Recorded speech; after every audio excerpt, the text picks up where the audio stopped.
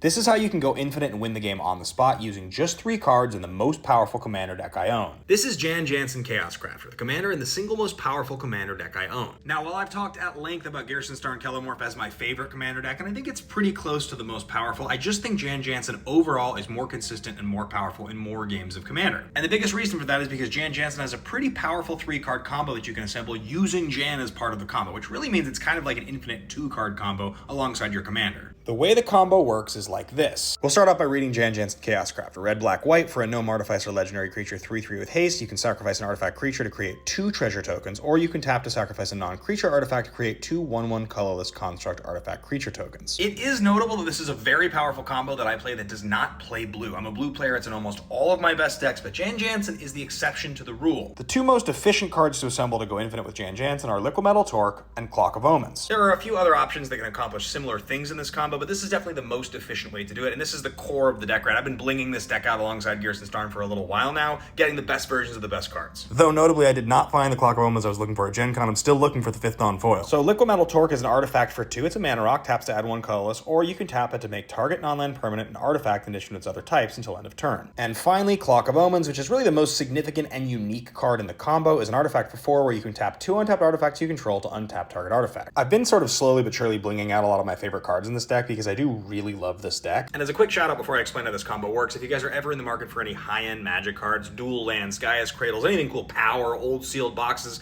check out ancestralmtg.com. You can find their link in my bio, and if you use my name, Bateman10, that's all capital, you get 10% off your first purchase of $250 or more, even if you're buying like a $10,000 revised sealed box. I literally got a notification like 2 hours ago that somebody bought 5 dual lands using my code and saved like $650. So if you want to get that stuff, check it out. Okay, so Jan Jansen is in play. You tap Liquimetal Torque, turning Jan Jansen into an artifact in addition to his other types. You then tap Jan Jansen, sacrificing the Liquimetal Torque, which is then going to make you 2 1/1 colorless construct artifact creature tokens.